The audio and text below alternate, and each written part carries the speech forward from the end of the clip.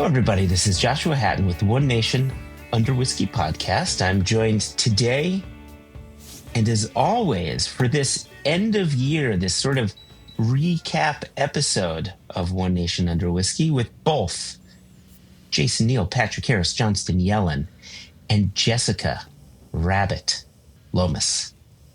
Welcome both. Full Sundays. Full Sunday name right there, right off the bat. Yeah. Well, I feel like it's the truncated of the latest version, which is Jessica Rabbit Guillermo Lomas. But I don't think Guillermo fit on the screen. No, there's not enough characters for this audio format. Although I hear Guillermo Lomas is a bit of a character. Where's a fedora, I heard. All right. Do you want to give the listeners a little backstory on Guillermo Lomas? Absolutely not. I was in a coffee shop in Helsinki, and I saw that there was a very nice coffee by a roaster that I'm quite into, who are out of Copenhagen, and the roaster of the coffee was Guillermo Lomas, and I just thought if I was ever going to have an international jet-setting name, that would have to be it. Guillermo. It's great. It's also my favorite character out of What We Do in the Shadows. Yeah, right. That's what I was gonna bring him up, but I've got a question for you about the roaster. So does he just come, like, you walk into his coffee shop and he roasts you? Like, how did he zing you? He's also like a part-time comedian. It's a very confusing Finnish experience that I took down to a mistranslation. I love the fact that you say if you ever have a globe-trotting lifestyle, when you're telling a story about Copenhagen roaster that you were enjoying in Helsinki. Yeah. You're right. When you live in Glasgow. What, you mean you don't all go to a Helsinki coffee shop to pick up your coffee every weekend? Oh. So listen, we have about 30 to 35,000 people that stream this podcast monthly. You cannot be the only person to have gone to Helsinki to get coffee from Guillermo Lomas from his roaster. I guarantee it can't just be you. That's true, but I wasn't wearing a Padcast badge, so nobody identified me. Perhaps next time we'll all meet. I'll be on table 5. It was really comfy. And I think I had some sort of like cardamom bun. So there you go. I'll see you guys all there next weekend. Nice. Please don't all sit on the same table. I'll get I've booked my flights. Okay, great. So, listen, our episode this year is going to look slightly different than it had in previous years, because in previous years, we would lump in our favorite single cask nation bottling of the year, as well as our favorite non-single cask nation bottling of the year. But we already did that. Season 8, episode 19 was our favorite SCN and favorite non-SCN bottlings of the year. So we're not including that in this conversation. However, I have poured one of my favorite bottlings of the year. I have that at the ready, so I hope that you two may join me in a little whiskey as we go along. But I do have the list of things that we will be discussing today, and in no particular order. We want to discuss what our favorite episode or our favorite conversation of the year was, our favorite event of the year, whether we attended it or hosted it, or if you want to do both, that's fine. I think we sort of mixed it up last year as well. And Jason, that was a new entry by you last year of favorite event. Well, as Jessica has already suggested, we're out in the world, we're traveling around, we're globetrotting, we're showing up at different spots. Might as well talk about it. Might as well talk about it. Please don't be too enthusiastic for sharing the nice things we've done this year. Just because you didn't make coffee in Helsinki. I'm going to talk about my experience getting coffee with you in Glasgow. Jessica Lomas. This full name checking is really weird. It's like my mum's here, but I don't remember her looking quite like you. This started when I saw you in Scotland in November, and I don't know why it started, but now the rhythm of your name, I can't say Jess. It's too pitched. I need Jessica Lomas. It does, Ross. It's got a rhythm to it, right? Right. That's what I keep finding. She hates it, so I really have to stop in 2025. It's so weird because it's like a It's nobody ever, like an everyday occurrence. There's only really two occasions where people use your name. One is probably some sort of like parent-based figure, or you're being really properly bollocked by somebody. Or actually, maybe there's a third. Is when you're in a shop and they're desperately trying to sell you a thing. Like, yes, I know my name. Please stop using it. Congratulations, you've remembered it from 10 seconds ago. And you really have no excuse. I mean, you've known my name for many years now, so yeah. It's extremely unsettling. I don't know. I think being in business with a Joshua for 13 years who doesn't go by Josh, to now have a Jessica who does go by Jess, feel it's shifting on me. It's weird because I would never have introduced myself to you by my full name. I've always been Jess. Never. No. Correct. Whereas What Joshua is surprises definitely me, Joshua. though, like, Jason, you've changed your name to J-Dog just this past week. That's actually Raw Dog. You keep mispronouncing it. Oh, we just call him all the initials and it just becomes Jellin. Jellin. Jellin with yellin'. That's definitely his 90s beat name.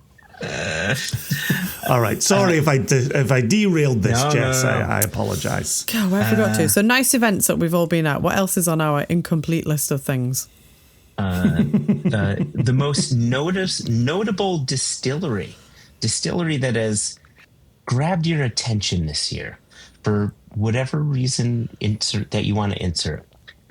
A new addition, and this was a suggestion by Jason, which again, I got to keep giving you props, Jason, and I'm running out of props to give, but here we are. And I like what you said about this. You said this would be a nice callback to Extra Extra. And so the idea is... the bygone years. Yeah, right, of bygone years. And so what's a notable news story that's captured your attention? And I would argue we should try to not go too dark with our... Or too deep. Or too deep. But before we get into this, I've got a serious question for Jess. Okay. In last episode, Jess, something incredibly important happened. We issued you a challenge. And the challenge was for you to watch a movie that starred America's favorite Scotsman, Rowdy Piper. You were meant to watch They Live. And I want to know, here we are, 365 days later. Have you watched America's They Live? I'm going to be honest, I looked for approximately 20 seconds for somewhere really easy to watch it. And when it wasn't instantly apparent, I just dismissed it out of hand for the rest of time. Oh my gosh. But mainly because Checks I really think if I actually start watching movies and I'm able to enjoy these conversations with you, I'll have wrecked some sort of dynamic that we have with us, which is you two discuss a film I've never seen or heard of, and then you look incredulous at me and say, I can't believe you've not seen this. And I say, I'll put it on the list. And the list is really just a pile behind the sofa that I never get to. But I also like to upset Jason by making references to movies that are extremely old that I shouldn't know about, and yet I do. For example, I am very much into the Marx Brothers. And Duck Soup and Blazing Saddles and things like that. So things that are well beyond my generation. I like to just trip him up a little bit. I feel like that was a conversation we must have had at Glasgow Festival. I will be honest, when you and I are chatting away and a movie reference comes out, Airplane. In talking to you, I didn't make an Airplane reference that was the most obvious. It was one of those, I picked the wrong week to stop huffing glue. Yeah. And I thought, there's no point saying that to Jess. We'll just be 20 minutes later explaining where that comes from. Yeah. And then Jess made it clear that she knew the movie Airplane. And I was like, this doesn't make any sense. How do you know Airplane when you don't know Goonies? How do you know early 80s comedy? This is amazing. Well, I know stuff that's much older. Like, we used to not even watch, we used to listen to the Marx Brothers. They had a radio show that was based on a lawyer's firm. I seem to remember it's called like Flywheel, Shyster and Flywheel. I've spent a lot of my childhood in cars listening to cassettes of like Round the Horn and the Navy Lark. Like, I am actually an extremely old person. I just have a big hole in my modern pop reference knowledge. We have a friend in Sweden who's continually confused that I understand all of his music references because they're all like 70s and 80s music references. Mm-hmm. And he gets really upset that I know them. He says things like, "Wow, you really are old." It's the whiskey that keeps me young. It's worth paying very close attention to Jess in 2025 just to see where these cultural touch points remain. But all right, let's start on the whiskey stuff. Where are we on the whiskey stuff? Yeah. What's the first thing we want to talk about? Well, I initially, I wrote my little list here, and of course I put favorite episode as the number one, but I almost feel as if that's the last one that we should maybe touch on. Yeah. And so fine. I thought it might be good, and Jason, I like you said, let's talk about whiskey stuff. Let's talk about whiskey stuff. And Jess, you are a lady of the female sort. And, oh my God. And because do I not say it that way? A female woman? I just got my finger hovering right over the HR button. She's not quite out of the office yet. Go for it. Because Jason and I are gentlemen, we would like you to go first. What is the most notable distillery of the year for you? And why? I feel like this question has been designed just for Jason to wax lyrical about a distillery he's waxed lyrical about previously. Anyway, should we see Jess, if we can trip him up, like the episode where we picked our top whiskies and I just decided to gazump Joshua to the line. Well, so most notable, I guess, two of them, this maybe is tied in a little bit with the episodes of the podcast that we have done. I have really been excited. There's been a few more little flourishes on social media from the boys at Kythe, who have got bits more kit coming in. So that's definitely one that I'm keeping an eye on. Obviously, we're a long way off trying liquid from Johnny and Angus and their crew, but that's quite fun to see it happening. I really think, honestly, and this is really, listeners, you can write in and complain, but I think obviously this year it has to be Ardnamurchan, not just because they fed us and gave us somewhere to sleep, which is, that's always nice. Thanks, Carl, for not making us sleep. That was very nice. That was very nice. I'm continually delighted to drink things that they put out. And that might seem like a very lazy, how do I round things up, but I just really enjoyed the new Sauternes, some Midgie. Yeah, see, watch me go. That was a spoiler for the listeners, by the way. The Midgie. I have enjoyed revisiting our Ardnamurchan. I've enjoyed maybe some Ardnamurchan cask samples that we had in that big bundle in the office. They're just, doing really nice things. And I'm really hoping that Santa will bring me that incredibly nice watch and bottle of 10-year-old Ardnamurchan. Oh my gosh, I want that watch so badly. So badly. So if Connell has any discount tell our coupons listeners and Jason about the watch. Oh my God, Jason, honestly, you and social media in 2025, we're going to have to do something about this. Luddite. So Ardnamurchan have done a collaboration with a watch company called Marlowe, who are a British watch company. And they've made a very nice watch that has some features that are connected in and out of the whiskey, and it comes with a bottle of the 10-year-old. It's just like a really nice concept. I'm really into whiskey brands who come up with nice partnerships and stuff that I can get behind. Recently, Glenfiddich have partnered with F1, Formula One. Like that's not achievable for me, unless Santa can really jam an F1 car down my chimney, which please don't, because I'll make a horrible mess. It's a nice partnership that's not necessarily relevant to me. So I'm always interested to see brands that I have a very close affinity to, although I do to Glenfiddich. I like to see them doing nice fun things with other British companies, or partnerships that are relevant and make sense. And they can be serious ones like the watches, or Ardnamurchan have also done the one with Smedge, which I just think is still very funny. So, yeah, they remain my distillery that I continually creep on Instagram. Yeah, I was very happy to collect my Midgie bottles when we were at the distillery. I will get my obvious Balmenic reference out the way nice and early. That's, nice revelation for me from January through November. Here we are posting this in December. See what other Balmenics We can find along the way that old worm tub. Action is very exciting, very delicious. Do you know, I was at a festival this weekend, which we can come back to in a minute, in a classic old put. I would love for you to come back to that. And I had your Balmenic front and centre on the table. And a gentleman strolled up to me and he said, "Oh, they're one of the Worm Tub distilleries, aren't they?" And I was like, "Are you being paid by one Jason Johnson Yellen to come up to the table and say things?"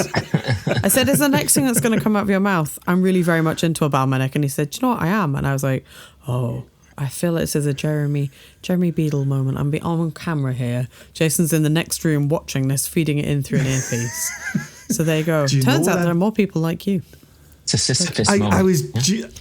I was just about to say that, Jess. I'm starting to hear from Balmenic fans who are reaching out to say, "I'm so glad to hear you champion this." So as an example, Bill Myers, who listens to the podcast, regular listener of the podcast, Bill Myers texted me to say, listening to you guys talking about Balmenic here. And he talked about the Balmenic that he poured for you, Joshua, at his house. Oh, wow. You know, when I was at his house, he poured me so many, and that Balmenic absolutely stood out.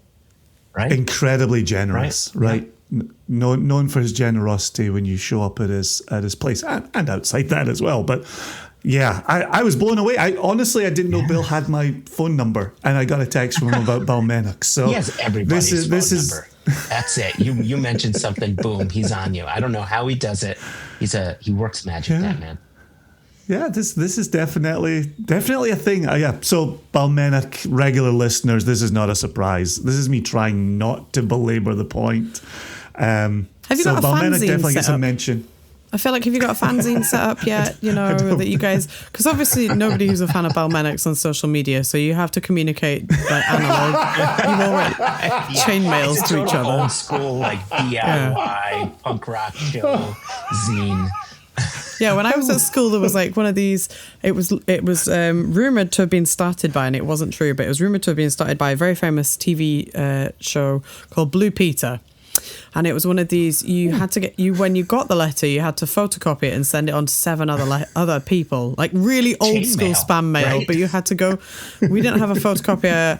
I actually made my parents take me to the local garage where you could use a photocopier, you could pay for it. And then, sent it on to some other people. And Blue Peter had to come out being like, "Look, we did not start this, we are not encouraging it." But it's like that's how spam mail was done in the 80s and 90s, podcast listeners, if you're very, very young. So that's basically how the Balmenic bunch, what do you call yourselves? What's a collective of Balmenics? The Balmenic bunch. Oh, I like that. There's the Tormore 4 and then the Balmenic bunch. Yeah, God. And they're all in the weird corner wearing anoraks. This is awesome. Yeah, I'm going to second, and I think all three of us are going to say the same thing in today's episode, but already being a fan of Ardnamurk and getting to revisit it for the first time in a decade, that was really wonderful.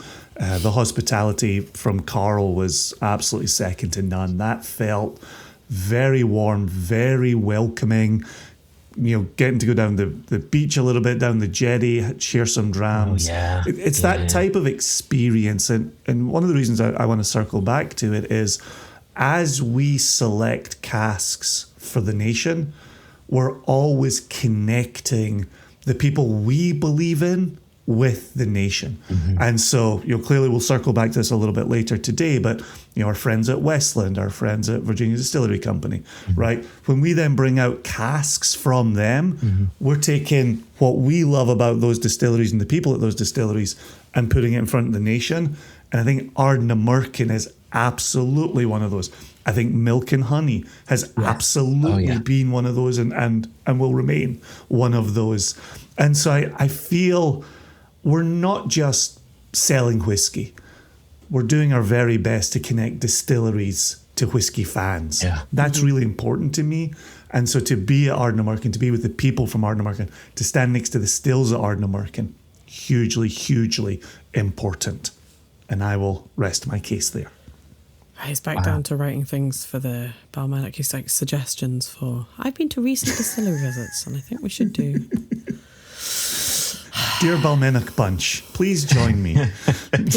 P.O. Box. I love the fact that we've both headed Joshua off at the pass, where he's like, now what am I going to say about Ardnamurchan? Right, so, like, I think all the listeners know that my love for Ardnamurchan runs so deep. It's entered my bloodstream. I have a new blood type. All right. I used to be O positive. I'm pouring Ardnamurchan right now. Please continue. There you go. And that's what I'm pouring. I've got my Ardnamurchan Sauterne Cask release, which was my favorite non-SEN bottling of the week. But like I said, my blood type went from O positive to Ardnamurchan positive. That's how much I love this distillery. But because I didn't want to put the obvious thing down in this particular listing, I went for something else. I went, and Jason, you're going to hate me. Jess, I think you'll give me a pass because you're much kinder than Jason is. But Okay. That is true. I'm not going to disagree with that. It's true. I've chosen 3. Just hear me out. Check's We're not watch. famously slagged off for doing this. Yeah, like, absolutely, turning up and Jess, ruining but- the episodes, and yet Yep. here we are. Okay. going to Sure, make- we'll hear your 3. I'm going to make this really quick. Earlier this year, Jason, you and I went to Leith. We were in Scotland. We went to Leith, and we were taken to the Port of Leith Distillery. A distillery. Absolutely. That's a good call. There you go. Thank you. I approve this message. Built on the coast. They didn't have much land to build a sprawling distillery. So what do you do when you don't have much land and you're on the coast of a city there? Well, you build vertical. So that was the first vertical distillery I'd ever been in, and I can only think of 2. There's the Port of Leith distillery, and then Mackmyra in Sweden, right? Uh-huh. Are there I any think others? there is only 2. No, I think that's it. Oh, there's a listener shouting a name at the ham radio right now. This is... It's nice to not be the one in the car shouting, though. But just to be there and understand the distillery, not just from the mouth of your tour guide, but from level to level to level, understanding the process, which I think for people who are newer to distilleries and understanding how a distillery operates, at least for my brain, I think it does a good job of compartmentalizing each step and putting it into an obvious, series. So I really, really enjoyed that. And the owners there are lovely. Obviously, when we went, they weren't even running spirit yet, so I can't say anything about their spirit, but their sherry was quite nice. Yeah, their sourcing was excellent. Right. They're also known for their gin. Yeah. Produced a different spot. Yeah, London really Light. excellent. That's a good call, Josh. Yeah. I'm curious where you go with 2 and 3 here. So number 2, I'm going to stay within a similar geography, and I've got to go with Holyrood. Right. Again, now you've been there I before. nearly said Holyrood in my But they're daring. They're doing things that most other distilleries are not doing, playing with yeast, playing with different barley varieties and roasting levels. And their inaugural release was unlike most, if not any other Scotch whiskey that I've had before. And it was almost like the Baller, the St. George's, the American St. George Distillery Baller release. So floral and light, yet nice malty backbone. Like, I just thought that was super cool. And I think about the logistical trouble they have being in the heart of downtown Edinburgh and how that might affect their production. So yeah. 2 words that have never been put together before, happening live on the podcast. I really enjoyed that. Downtown Edinburgh. I was going to leave it. I was just going to let that happen. Well, it's not downtown, but it's within the city, right? Yeah, there is no downtown. Is there no downtown? There you go. There's Newtown. Well, we just don't use downtown in Scotland. So what it's just do not you a say? thing. Town centre is what we say. Oh, down center. Okay. All right. Thank you. Town centre. Oh, town center. Or city centre. City centre. The centre is kind of what we say. Centre. Instead of downtown. Okay. Moving on. All right. Okay. And then finally, I have got to give significant props to Wild Turkey. This year they released a 15-year-old that I think was not only priced really well for about $275. So like if you could find it at retail pricing, because bourbon bros are going to bourbon bro and make the pricing crazy. But that 15-year-old rivals the old cheesy gold foil bottling, which is, I think, high praise. Not just one of the best bourbons ever produced, but one of the best whiskeys ever produced. And this is within that standard of quality. Just absolutely remarkable stuff. So there you go. Those are my three. One because of whiskey, one because of design, and one because of just innovation and daring to create new whiskeys. There you go. Well, since we've allowed Joshua 3, can I have an honourable mention? Hey! I wasn't going to be that guy, but I feel like the first segment should be the entire episode. He's popped his head above the parapet, so I'll follow. I think also the other honourable mention, and thinking of new releases and nice things that just came through my door the other day, is Ardnahoe. Ah, yeah. So they had a very exciting inaugural release, which I think there's still a little bit of that percolating. And I have sent, I really think I should be on commission from the whiskey shop at this point, because I have sent so many Americans to the whiskey shop to buy it. It's unreal. But they have just dropped a new one, which I have down here, which I can show you too. But obviously the podcast listeners will have to Google it when they're not driving. They've just launched Describe something the that's colour called, for them, Jess. yeah, they've done one called Infinite Lock, and they have also just dropped, that came through the door, the Ardnahoe Society little bottling here. It's also still a 5-year-old, and I don't think it's a single cask, but maybe now I've said that it is. You're right, it's not a single cask, it's a mixture of Oloroso and PX, but it is bottled at cask strength, so it's 59.1%. And I'm extremely excited to get stuck into this, because everything I've had of Ardnahoe so far has really impressed me, whether that was the inaugural release. There was a single cask at the Fashil, which was delicious. Yeah. So I'm really impressed, and I feel like they're kind of quietly turning out really high quality, delicious liquid, not particularly rushed, and usually at fairly sensible pricing too. So it's pretty tasty. For anybody who hasn't tried Ardnahoe yet, Sweet Scott and I have decided it's like the perfect combination between a Kilhoman and a Bowmore. Oh, wow. So it's got a bit of sweetness and a little bit of... There is a smoky thing happening there, but it's not maybe as aggressive as some of the South Isla distilleries can be presented. I think they're just really classy, and it's nice packaging. And you all know how I feel about fonts, and I think it's ticking all my boxes. Yeah, I had... Two Ardna somethings. I had the inaugural release, and then I had the inaugural release in a penicillin cocktail that Michael Nolan made for me. And it was delicious both ways. Yeah. Lovely, jubbly. Yeah. I had the inaugural this year at the Bon Accord in Glasgow. Thoroughly enjoyed it. Was very impressed by it. Yeah. There we go. Gosh, we have... Every distillery named has been fantastic. And they all start with Ard. Ardmore, anybody? Okay. So let's move on. Can we officially move on to the next category? 100%. Do. I would love to hear from you. And this time we're going to start with Jason. I would love to hear from you, Jason, your favorite event that you either attended or presented at. Oh boy, this is always the fun one, because you get to piss off the people whose festival you don't mention, and that's always tough. I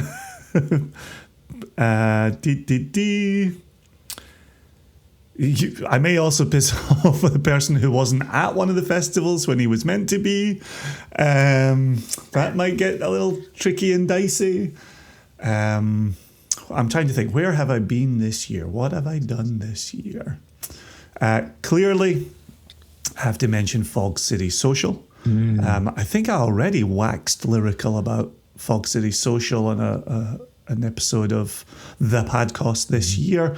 One of those events I'd heard about, Steve Hawley said very complimentary things about it. And so showing up for the first time, pouring next to Impex, our US importer in San Francisco, the city in which they are based, was a ton of fun.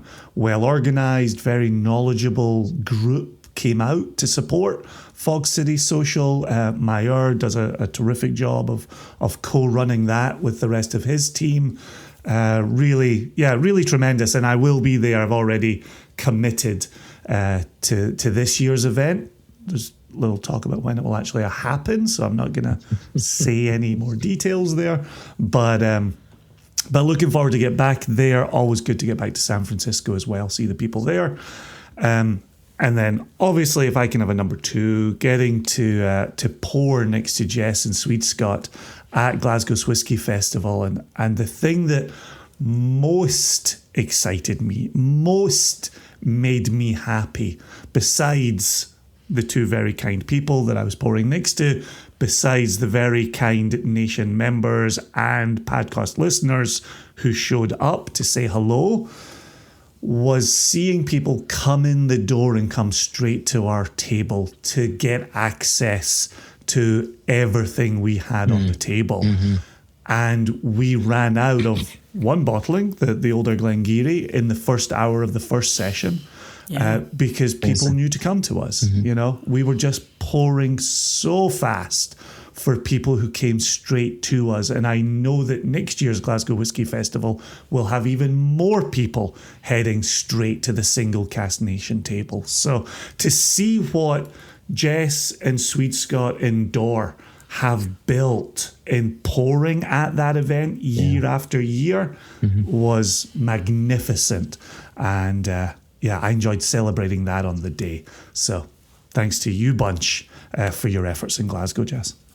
Oh, thanks. I'm thinking next year I might leave like a kind of Hansel and Gretel style gingerbread crumb through the festival, and we'll hide somewhere really far away to reward people for coming and finding our table. I tell you, I think we probably did talk about this in the episode, our previous episode.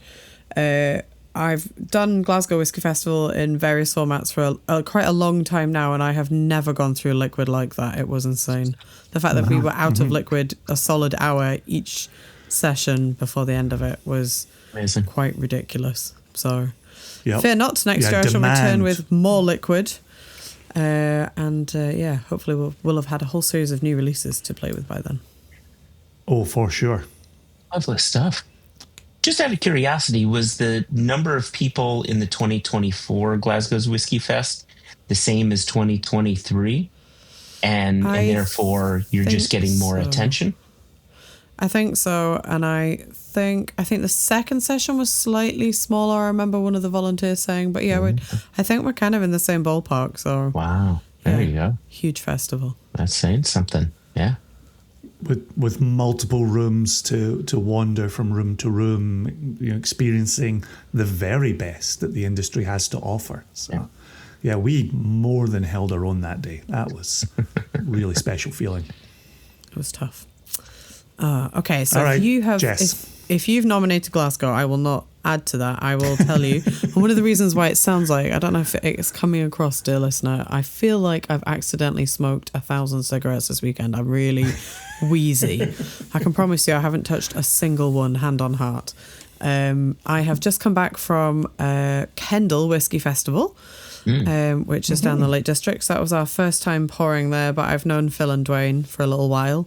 In fact, if you've ever heard our Project 89 stories about queuing outside Bowmore all night to get a bottle of 89 single cask Bowmore, I actually was in the queue next to Dwayne and his family in the car park all the way back in 17,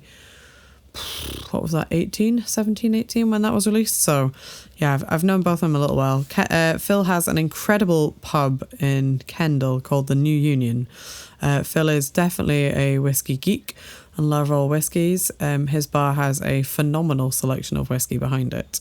But the other thing that draws lots of other people into his bar is Phil is a massive collector of Belgian beer, which is not what you would necessarily expect to find in the Lake Districts. And I knew it was a pub I had to visit when Billy Abbott said, you need to go to the New Union and drink some Belgian beer. And if Billy tells me, I don't have to do it. Doesn't need to say it twice. So when the guys I imagine approached me about he and Mark Watt have shut down that pub a few times. Yeah, I can imagine. When Phil and Dwayne asked me if I wanted to take part, I said yes, of course. So we were pouring in Kendal Town Hall in the centre of the town. It's a lovely old Victorian building, and that had 3 rooms. We were upstairs, and we had next to us the lovely guys at Tomatin, and then there was a whole bunch of other really fun people in the room. Upstairs with me were Libby and Seb, joined on the Saturday from Glasgow Whisky Distillery. There was Declan and the esteemed David Brodie from Bunnahabhain himself made it off the island and was pouring across from us. I'm going to do an incomplete list. Somewhere at the very back of the room was Carl, and we just kept telling people to look for the extremely tall American guy in an orange hoodie. They couldn't miss him. There was Amy from Filey Bay. And Joe was there as well. So yeah, it was, and even David Sturck was behind us with his books and some offerings. Our old warehouse pals Claxtons were there. So it's a proper who's who in the room. Up the front, and we spent all weekend taking the piss out of them and being jealous, were Billy with his book and Jason's pal Dave Broom, also with his book. And they were the only 2 people in the room who had chairs. And we spent quite a lot of the session looking at them sat on chairs being like, I'd quite like a chair. So when Dave went off... they were the only 2. Dave Broom's one of the ones with the chair. Who's the second? Billy was sat next to him. Billy Abbott. Both up with Billy chairs. had a Billy chair Abbott, too. yeah. Okay. So when Dave went off to host one of Smart. his masterclasses, I went and sat down and pretended to be Dave for a bit. Did you sell any books while you were pretending to be Dave? I was sat reading his book. I think that's a form of marketing or something. Yes. And then there was two more rooms of whiskey downstairs, which is crazy. So Alex was there from Lochlee, and there's Ben with Annandale. Yeah, and Mark was there with Wolfburn.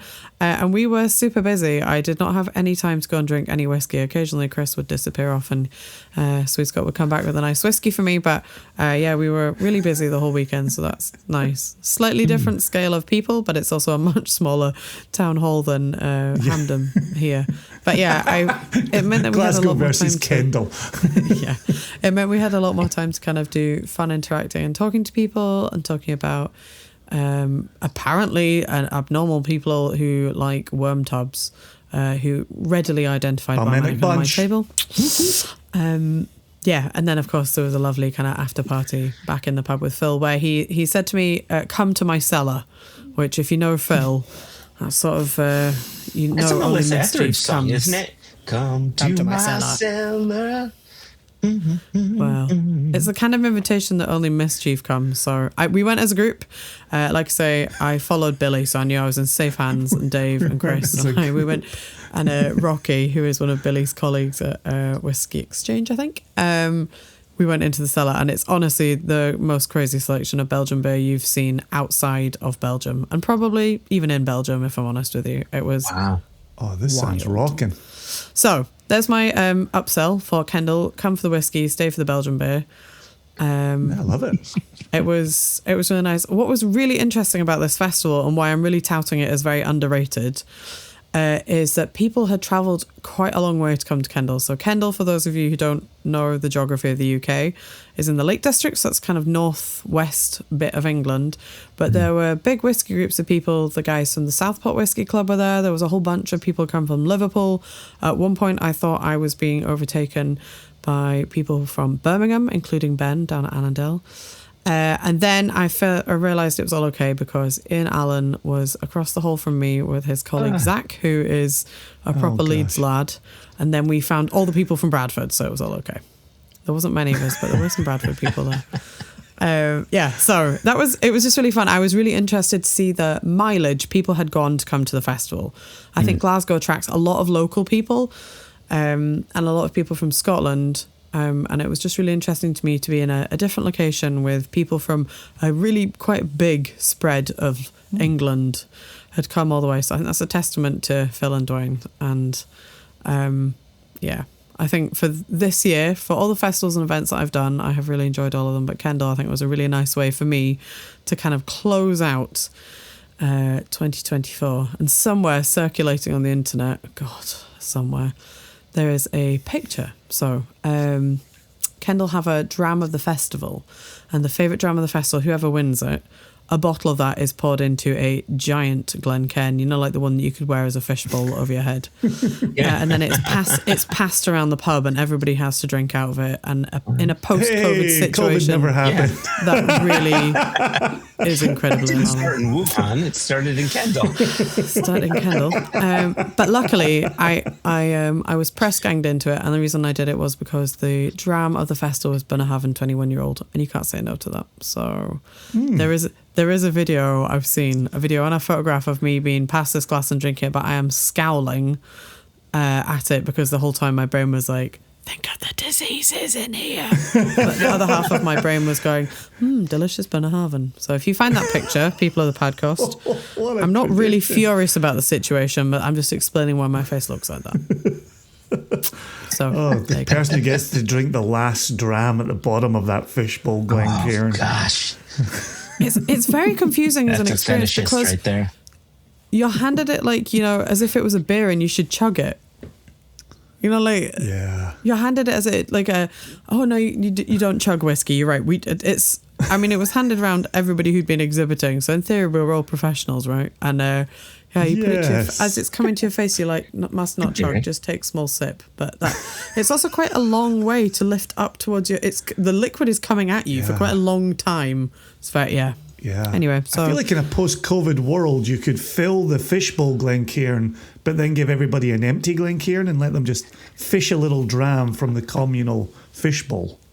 Maybe I'm just thinking of the old punch bowl tradition in Englandshire and Scotland. Weird flashbacks of growing up, and I felt like there should have been a minister wiping it like it was some sort of communion glass. Right? Yeah. Between each one. And then a Ritz cracker on your tongue. Mm-hmm. Oh, we didn't Mirror have under Ritz your cracker. chin, right? A mirror under your chin. Isn't that what they do? When you go to church, they put like a mirror under your chin and put like a round matzah on your tongue, and then you say spectacles, testicles, wallet, watch. Is that how it goes? Oh, yeah. Spot the person who's never been to a communion. No, at least not where I was brought up. He's clearly or read literally about any church I've ever been to. So Joshua, your events of 2024. How many mirrors were at your Partly events? going to church was one of them. There were no mirrors. It was like sitting Shiva for each one. Right, just words. So my runner-up event was Jason's number one event of 2023, and that was Premier Drams at Jack Rose in DC. Right, Jason, you were gallivanting somewhere. I don't remember where you were gallivanting.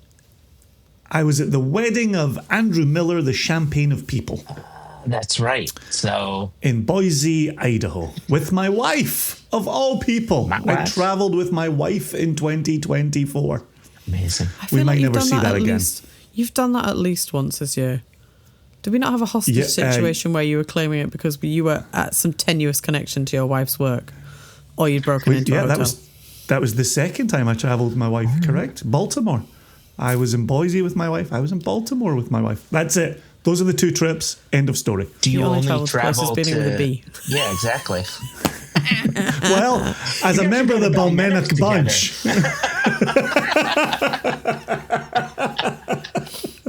Oh, this is still good. I've always wanted to be a member of something. That is a joke. Carrying on, Joshua. Yeah, so Premier Drams, my first experience, and I can see why you wax lyrical about this event. It's Cheers. 2 floors, but I shouldn't say that. There was 2 floors, but I think there was also something going on at Imperial. Is that? Yep, 2 buildings. Yeah, 2 buildings. And I was in Jack Rose proper, but in the top floor, pouring next to Beautiful Jared Card, which I think that's where you were last year as well, right? Top floor. Indeed. And so the day started off meeting Jared Card, set up the bottles. He said, "Hey, you want to go get a slice of pizza?" Yeah, sure. Let's go get a slice of pizza. So we travel across the street. Regional pizza, Jess. Regional pizza, right?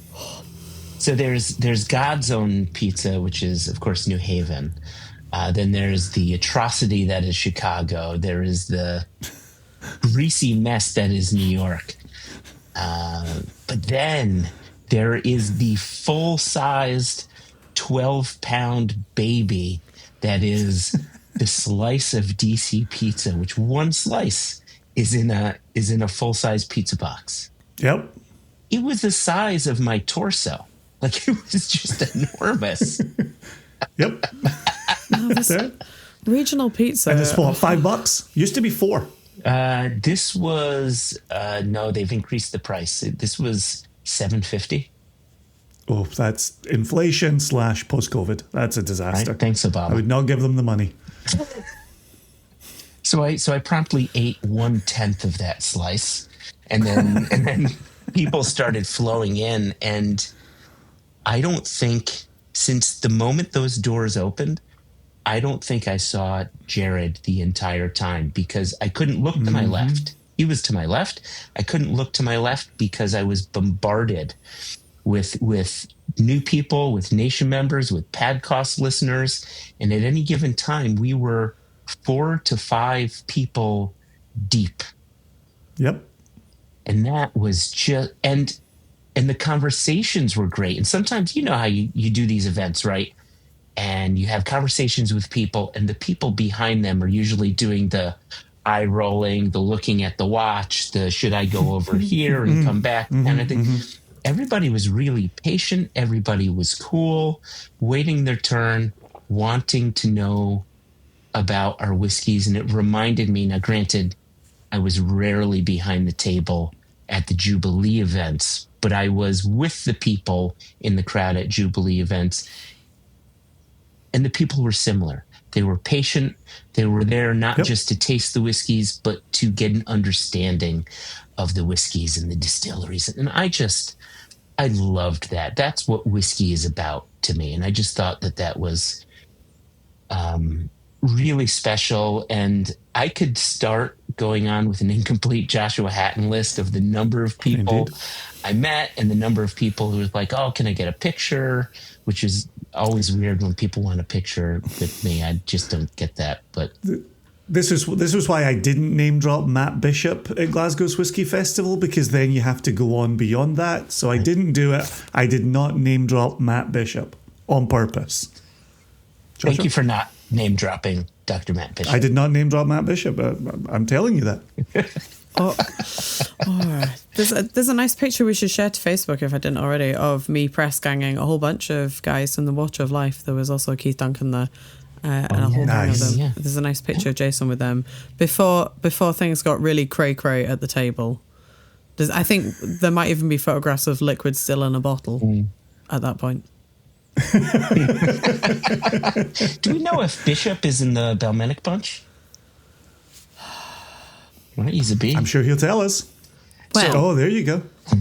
He definitely will let us know. But I don't have to hand. Maybe I do. There is also, he has created whiskey playing cards. Mm-hmm.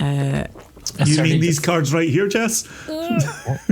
Mine are in my dining room because there you go.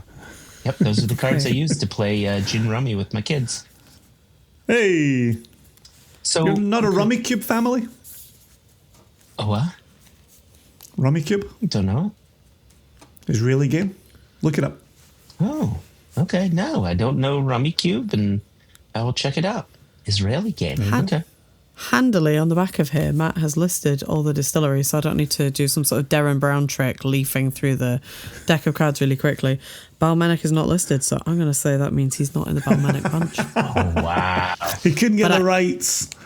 He knows how to email in to tell us otherwise. I tell you what, that's a conscious decision to not include Balmenic. Just putting that out there. All right, top festival for Joshua, so top event. Top event. I hope I'm crossing fingers here. You're about to name the one that I didn't. I'm sending you mental thought waves here, because if you don't say this one, I'm gonna have to circle back to say it because it has to be acknowledged. Oh, look at that. He's got a Thrusk. He went for a Thrusk in his card deck, but not Balmenic. Aggressive. Someone's a fetishist. Okay. The one I'm going to mention is not the one you want me to mention because I don't bow to you, Jason. Okay. I mentioned my own. Mental. Yeah, there you go. And I mentioned this one because it was quite personal for me. The last week I was in Chicago doing an event with the Warehouse Liquors, and we had just bottled a single cask of Black's Boat Bridge, 12 years in fresh bourbon. And for anybody who knows Warehouse Liquors or has listened to us over the years talk about Gene, the owner, this is a guy who arrives to work at 4:30 in the morning and leaves work at 2 in the afternoon, is in bed by 6 p.m. and asleep by 8 p.m. Like, he works on a different, schedule, a different clock than we do. But he made the conscious decision to be a part of this event. And the last time he did that, Jason, my gosh. Yes, the last time he did that was 5 years ago when you and I were there, and we did a live podcast. There you go, with Mickey Heads. So, yep. There have been 2 times when Gene had said, "I'm going to stay out later," and each time it was with Single Cask Nation. Though the first time was Ardbeg too. But here's the thing. So the event space is usually capped to 20 people, maybe 25. And this event had 50 people. We maxed out the room. We set it to 20, and then people were going crazy. The 20 tickets sold out in the first day within a couple hours. And so they released more tickets, and then more tickets, and then more tickets. And we got to 50 people. And Gene had said, "Look, now that I'm a keeper of the Quake, I'd really love to wear my keeper's kilt. Would you wear your kilt?" And so I wore my kilt, and we were 2 keepers doing a presentation of 5 Single Cask Nation bottlings. And then he did his own Glenfarclas through Glenfarclas. So it was like an OB, but cask selected by him. And of course, there's all the beautiful people, right, from Chicago that we love. And here comes an incomplete Joshua Hadless, right? It's roll call. It's the Nolans, of course, and Michael Bloom, and Gil Matar, and Eric Leader, and Mike. What? Mike Kanajibabi, I can never pronounce his last name, but there's a K in there and a J in there. The ice cream man was there. Oh, dude, I gotta tell you about this. So I'm talking with the ice cream man, and Michael Nolan's on the opposite side of the room, and his like elf ears must have perked because he heard me say, "Hey, ice cream man." And he came and he walked over and he introduced himself. He's like, "I'm Michael Nolan." It was like, "Michael Nolan," and I'm the ice cream man. Ice cream man. Like it was a meeting of the Padcost characters. I loved it. And just a couple more things about this again, which I think made this so incredibly special. So our distributor in Illinois is BC Merchants, run by Brian Sisk, hence BC. And he's 25 years in the business, and he's a veteran. He does not need to go out to any events. He came out to our event. He really supported it. Very nice. Which was lovely. And then finally, and this warmed my heart. So the event was on December 6th. The event was on December 5th, and my birthday was the 6th. And Kevin Obis, who's the local Impacts rep for Illinois, and also a friend, I need to add. Once we were done with all of the whiskeys, he broke out a 7th bottling, which was an IB Lagavulin that he asked, months back, maybe last year, maybe the year before, I don't remember. He found the bottle and he's like, "Joshua, should I buy this?" And it was the Cask of Isla. Do you remember those? Oh, yeah, Cask Isla. Cask Isla, that's it. No, you're thinking... No, that's the 80 Rattray you're thinking of. I'm thinking of the old ones. One had a green bottle. Was that one also called Cask Isla? Maybe I'm not. Okay. 100%. Anyway, it was an older one, and the name is escaping me now. But he brought that to pour for all 50 people in the room Wow. as a birthday gift to me, because Lagavulin is my favorite distillery. And that, Not for long. not for wrong. Watch out, Top Lagavulin. five, top 10? Ardnamurcans bringing up the rear. And so there you go. How could that event not be my favorite event of the year? There you go. Yeah, that's very cool. Very, very cool. This happens every time, right? We don't do bad events. We don't collaborate with bad people, right? Mm-hmm. Like, we're all talking about personal connections that we have at all of these events. And as we're sitting here, we'd be remiss not to have a callback to Mike opening up the travel bar for us and having a private event on a Monday night. You talk about personal connection. My niece came to it. That's right. Who's not a whiskey drinker, came along with our buddy. We had the Scotch Malt Whiskey Society team in town. They came out to it as well. Like, we poured for customers behind the bar, right? The only bar shift you or I have ever worked in our life. Oh shit! Like, man, that's a good one. Unbelievable, right? Unbelievable. And then with that in mind, I started thinking, we did the Zooms, right? And we did Zooms with the Nation. And listen, when you start to name your favorites, it's just not possible. And so I'm going to retire this category. As someone who introduced it last year, I retire it this year. Yeah, but Speaking of retiring, I like it. I think maybe we should just have it as a pick an event of note rather than pick your most favorite. But they're all of note is the problem. This is me. I closed out the Ardnamurchan bottled for Jess's Global Markets. First fill bourbon barrel Ardnamurchan, just absolutely cracking. Single Cask Nation bottling it. Yeah. So that's so spot on, Jason. And man, let me tell you one last thing about that event. We had gifted Mike from Travel Bar a 10-year-old wild turkey because he was about to celebrate, or he was celebrating 10 years in business. Absolutely, yep. And across the weekend of December 6th through December 8th, he threw a 10-year anniversary weekend bash. And that 10-year-old was the highlight bottling of that series. So, yeah, it's nice to wonderful. Make those connections. So awesome. Yeah. Look at that. We call this work. It doesn't sound like it in these moments. So let's move over to the notable news story, the one that captured your attention the most this year. And I'm going to lead this one. So we started with Jess leading it, then Jason, now myself. Oh, I gotta tell you, this was an interesting year for news. We could run through a series of weird news, disappointing news, scary news. But just like Michael Jackson of beer and whiskey writing fame, not that hee fame, always says, you can always say nice things. I'm gonna bring up a nice news story.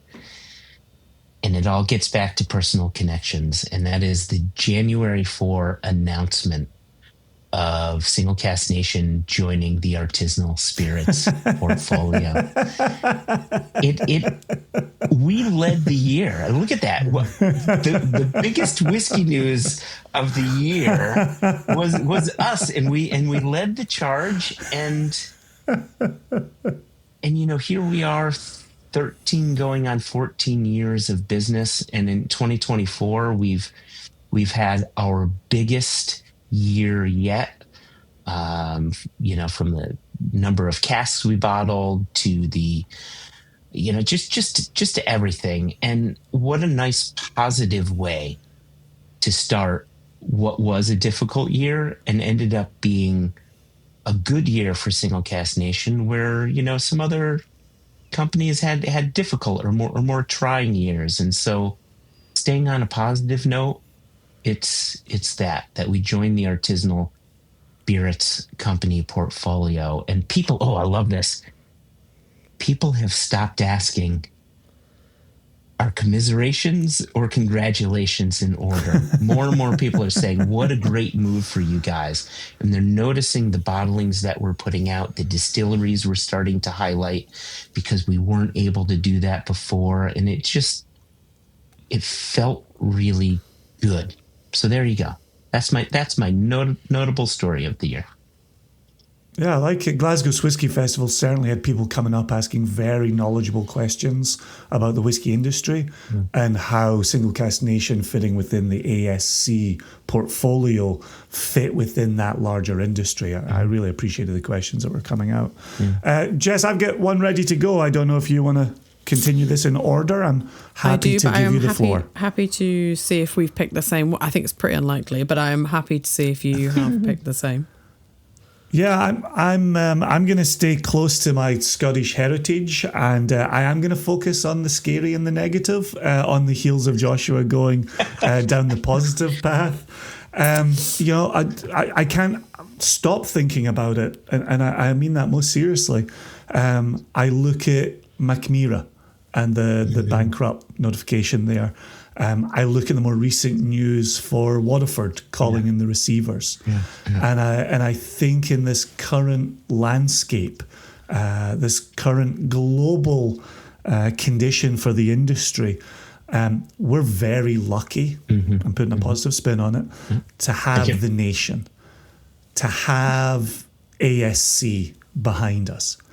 And we need the nation more than ever. And we want to celebrate good whiskey with the nation more than ever. But we also want to lift up worthwhile distilleries with the nation at this time. And I'm going to say more on this, but I'm going to wait for another category to say more about this. But I pay very close attention to the Mackmyra and the Waterford news, and I know we're going to be hearing more of it. We just had a meeting the other day where you, Joshua, brought up the Stoli news, right? The Stoli bankruptcy news from the very end of November. We're going to have to pay attention to these stories as 24 becomes 25. I will circle back to this in a later category. Jess, I will give you the floor. Okay, so I want to add an addendum that when Mackmyra made the announcement about the bankruptcy, it obviously was big news and very worrying news for a whole bunch of reasons. But that has been now resolved, and I feel like the whiskey industry and news reporters and Facebook and social media have done a really good job about being horrified and outcrying, this is 25 years of business. Nobody's actually bothered to follow up on that, which is that Mackmyra has not shuttered. They have had a rejig and they have been bought out and they continue to produce liquid. Now, obviously, they are very sore after such a hurtful thing. But for those people who are on the inside and understand a bit more of the working of that company in particular, this is at least 6 years in the coming. This is not new news to Mackmyra. And so whilst I feel like everybody has become an instant expert on Swedish whiskey and the state of play and the politics over there, there's actually quite a lot more involved in it. And nobody else seems to be reporting on it. They've just gone for the headline of Mackmyra applies and administrators are appointed. The previous head of the board and the largest shareholder investor in the company has now purchased the company out. Right. There's been a few kind of rumours that maybe that's what he'd been looking for a while. But really, Mackmyra hasn't gone bankrupt, and I think this will be the same for Waterford because they ran out of money. It's a cash flow situation. There is stock involved. And obviously Mackmyra heavily runs on a model of there's a lot of people privately investing in casks there, so obviously that's extremely worrying if you have casks with a distillery and it goes under. What happens there? And I think that's a whole episode we could do on its own with whiskey investing and what happens to the money that you've given to a distillery.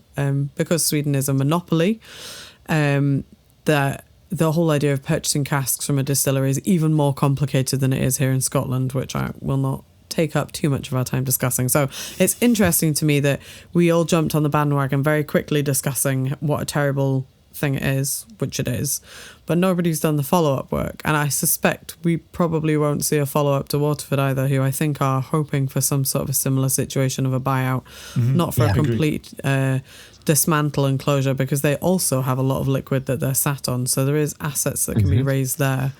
The reason I bring it up is, you look at, if you were looking from the outside, Mackmyra seemed to be doing it, making it, right? Waterford seem to have Marc Renier really leading a charge on lots of words. And then something is happening behind the scenes. Something is softening that.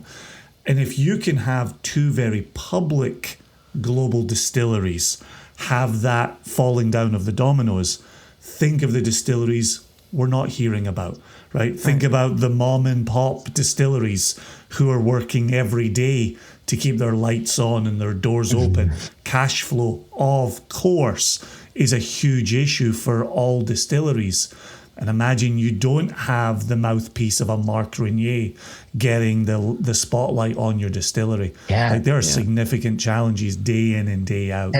Your point is so spot on here, right? Just here we are, we're going negative, but it makes me think of the news out of the US where I think it was Southern Glazers who laid off 3,000 employees, and the majority of them were employees who were focused on the craft whiskey portfolio within Southern. And think of, the 3,000 plus craft whiskey distilleries here in the US as we go through these tougher spirits industry times. Yeah, it's tough to avoid the negative and easy to dwell on it. But Jess, I like your point as well, where, and this goes with any news outlet, big story, here's the bad news. But then they don't follow up with, oh, things have changed or things have turned around. Like it's, bad news is always sensational to read. It becomes viral. Good news isn't necessarily viral. So, yeah. Yeah, I'm curious with all of this build-up. Where did you take your direction with memorable news story, Jess? Extremely weird counterpoint. So actually, I was thinking about trying to keep it light, and I'm glad that you and I have switched around on this. So I was thinking about the announcement kind of a couple of months ago about a distillery that we went to visit, and there was a podcast episode on. We went to visit the guys who are running the Cabrach up in Spaces. Yes. Yep. So they officially are underway. I think it's like the end of October-ish is their official announcement. And I just think it's a very interesting project. So if you've not listened to that episode of the podcast, I think it's well worth going back to hear what Jonathan and, of course, Alan were talking about. It's a social enterprise, and it's not just the concept of bringing a distillery to an area. It's the extra value added that I think will help these distilleries, hopefully help these distilleries make it through these kind of like rocky times in the whiskey world. It's a social enterprise, and it's about bringing people and jobs and employment back to the Cabrach, which is that area of Speyside just outside Dufftown, which formerly had a lot of people living in, was decimated by a whole series of things like the war, with young men being called away to fight and not coming back home, and about industry and employment becoming very scarce where they were. And some of the stories that Jonathan told about, like watching the lights go out within the Cabrach area and not the houses, obviously, but then unoccupied, so the lights weren't coming on, really sort of resonates with me. Similar other projects, things like what they're doing up at Glenwivis, and they're also doing with Harris Distillery, who are absolutely smashing it this side of the pond. I don't know if you guys are watching them, but the idea of a social enterprise, it's more than just we are building a distillery. It'd be nice if some of you worked it. It's about active involvement of local community and how we get a more broad involvement other than just drinking whiskey, which I guess fits within the messaging of perhaps not just using whiskey as a slightly irresponsible tool, about it being able to generate good for the local community. So I'm really watching it with interest, because I really enjoyed going around up there and seeing the building, not only the building a distillery, it was very cool to be within the kind of foundations of the buildings before there was equipment in. Obviously they've got a really knowledgeable team up there and a lot of people who are very interested in what's happening, and with Alan at the helm, I can't imagine it's off to a bad start. So I know they have a like a founders club if you want to get involved with that from the beginning. One of these kind of like you get involved in what do they call it, ground level, and then you get, after a certain period of time, you'll get access to their first bottle, and you've got your name on a plaque type scenario. So I think it's really cool, and in a world of uncertainty and some miserable stories such as some of the distilleries you've named, I think it's pretty cool that there are people who are still bold enough and with a purpose and a clear enough idea as to what they can bring to the world of whiskey, especially in Scotland, which is a very busy place. And I do wonder in 2024 and going forwards that for the people who are just starting now, do they really have a clear objective of what they can bring to a very crowded marketplace that's going to be different to what already exists here? So that's my slight, as a permanent pessimist, that's my slight question that I always have. But it's lovely to see projects like the Cabrach getting up and running and being, starting off something really cool for that area. Yeah, I think you both bookended my story perfectly. So thank you for that. There we go. All right. Do you want to introduce this one, Jason? Because this was your idea.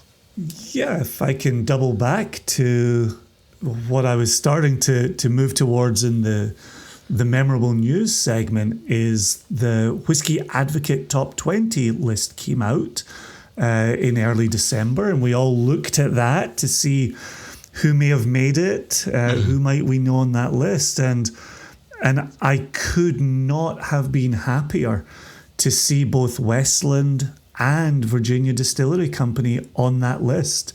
We tasted the wine cask Westland for a previous episode, and we celebrated what was happening at Westland. We also tasted the beer cask. We moved into the Gariana 9, and then the Virginia Distillery Company, we tasted a prototype of that when we were at the distillery together, Joshua, which would have been maybe August time, there or thereabouts.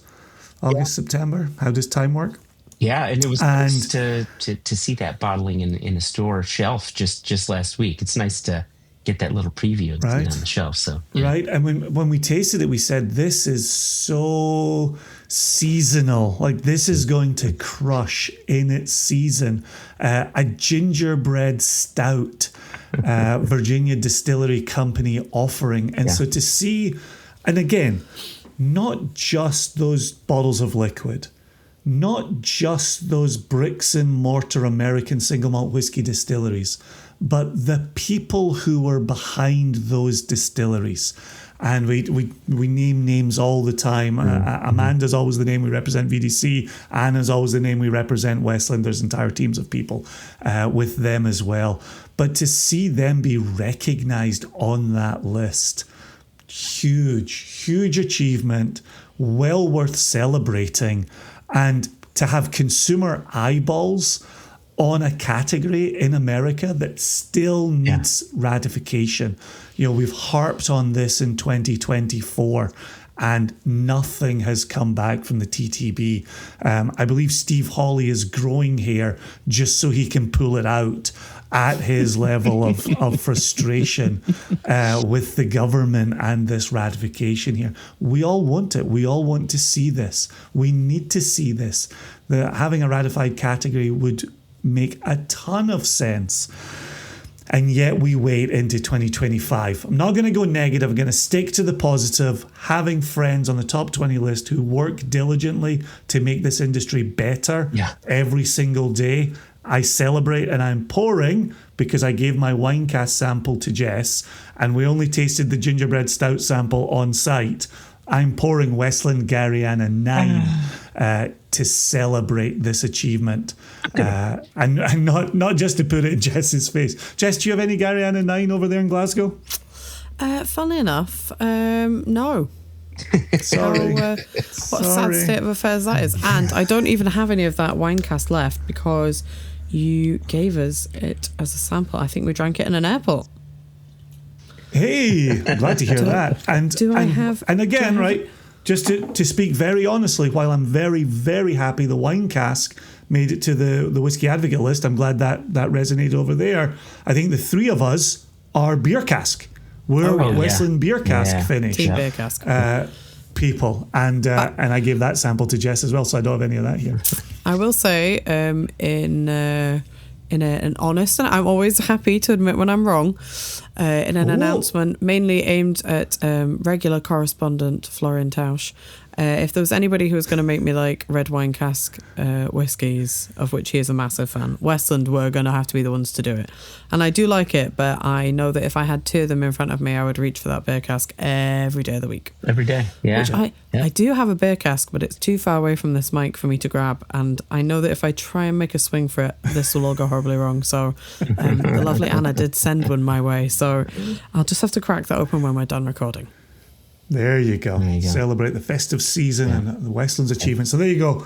I celebrate those. That's my two highlights from that list. Whichever one of you two wants to take the floor next. I have something very simple to say about this list. You know, for the past, I don't know how many number of years, the top three has been dominated by American whiskeys. And right, I mean, just last year we had Westland Garyana 8 in the number 3 position, and of course that was great to see, and plenty of incredible achievement. Great bourbon producers and so on. But as a lover of Scotch whiskey first and foremost, and a lover of Islay whiskeys, it's so nice to see that the top 3 spots were held by 3 Islay distilleries: Laphroaig, Bruichladdich, and in Lagavulin, in that order. However, as much as I liked the Laphroaig Elements 2.0, it was a good whiskey. It's a good whiskey. Elements 1.0 was a remarkable whiskey. And so I asked myself, is it that Laphroaig only submitted 2.0 and that won? And that's perfectly fine. But if they submitted 1.0 and 2.0. Yeah, it's for releases in 2024. Oh, so maybe 1.0 is 2023 and I discovered it in 2024. But anyway, so that one surprised me a little bit. And whiskey number 2 was Bruichladdich's 18-year-old. And I remember, Bruichladdich gets reborn. They release a 10-year-old, and then they released maybe an 18-year-old and a 22-year-old, and then all the age statements went away. And here we are living in a world again where Bruichladdich has age-stated whiskeys. So that was nice to see in number 2. And of course, Lagavulin 12-year-old, tough to beat in flavor, easy to beat in price. It's a bit high. Lagavulin, your soon-to-be number 2 distillery. Soon to be my number 2 distillery, right? Maybe even lower if they continue with this pricing. Hey, right? There you go. But there you go. Those are my 2 cents. The fact that not just Scotch whiskey takes the top 3, but Islay Scotch whiskey takes the top 3. I really enjoyed that. Yeah, I thought that was really interesting when Jason shared that with us. I've just grabbed it here to have a look at because obviously there's a whole bunch of stuff in here that is not available for me to try in the UK, so I can really only comment on the ones that I know. I was kind of surprised that the Lagavulin 12 made it in. Of all the special releases they do, that the Lagavulin 12 just really, it does nothing for me. And I say that as somebody who is definitely an avid, consistent top 5 lover is Lagavulin, as you well know. There's something about the younger ones that I just don't. I don't know what it is. If it's poured for me, I will willingly try it every time, but I would never rush out and buy it. The funny thing is that I think this one, the 2023 release, I think it was just on sale here in the UK for part of Black Friday Amazon deals. Here's a price that will make all our American audience and probably the Australian audience sick. It was on Black Friday deal on Amazon for £50. Oh my God. And this one, so £50, I would probably drink it. But last year's 12-year-old. But still, I mean, the fact that you can go from a 140-pound bottling or whatever it is in the UK to a 50 pounds, and there, look, she's got it in her hands. Yeah, what is the regular pricing on it, Jess? It's $170 for the Lagavulin 12 special release over here. I think it's nearly 100-ish. I can't remember now, but £50 was definitely a steal for it. And it's pricing. I'm sure pricing is going to be a never-ending conversation, even when it's sensible. Diageo were in the news yesterday, because they've just put Talisker 18 up to £285 here in the UK. That's a bummer. Which, sorry. that's a bummer. Is the kindest response I've heard to that. £285? Yeah. That's a bummer. Yeah. What is it in kilos? Is it different in kilograms? It's message does not compute, I think, is the... So going back to our list, it was also kind of fun to go through the list looking at it, that nothing on this list seemed disgustingly priced to me. So we had a back and forth a little bit where I was somewhat irritated by some of the appearances of some brands in here. But actually, I was wondering what their qualifying criteria is, because flicking through this top 20, the pricing on it, nothing seems horrendous on here to me. Like, none of it, I'm like, well, that's expensive. No one would buy that. I was excited to see some, like, there's a Redbreast on here. It's a little bit expensive, but it's one of their unusual ones. It was fun to see a couple of, like, Irish brands making it into the list. I would love to try that Redbreast. It's in Missouri Oak.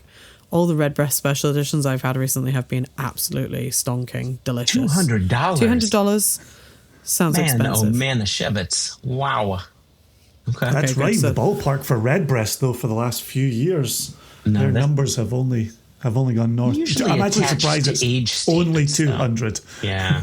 Yeah. That's interesting. So that's why it's super fun for me to see. Obviously, the one that I'm most interested in at position 20 was the Westland. You know, like $75. That seems like a very achievable. If you see it on a list and you're doing a bit of Christmas shopping, $75 sounds like a good gifting price to me. Even the VDC, 50% alcohol and $50. Yeah. That Right. really blew me away. price, yeah. I think that is a no-brainer. Just pick that up. Yeah, it was the Seasonal idea of like treat a in the festive season. gingerbread stout cask sounds so good to me. Oh, it Whiskey would work for Advocate you, should make Jess. this into like a little pack where I could just buy like little samples of all of them.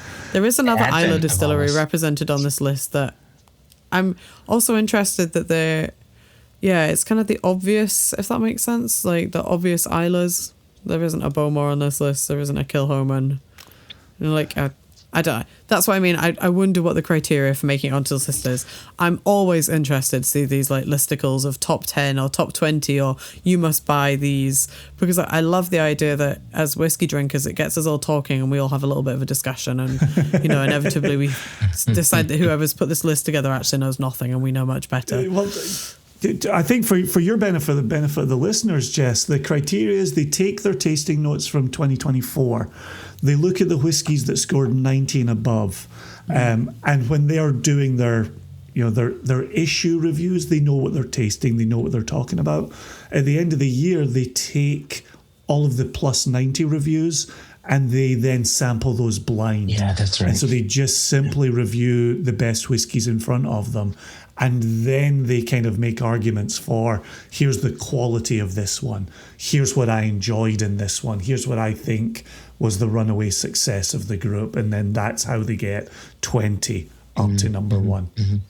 I mean, I think there's also no way of making this fair. Whatever system you come up with, there's always going to be somebody who feels like that doesn't work for them, or it's not a true representation, or, you know, you've missed out these following things.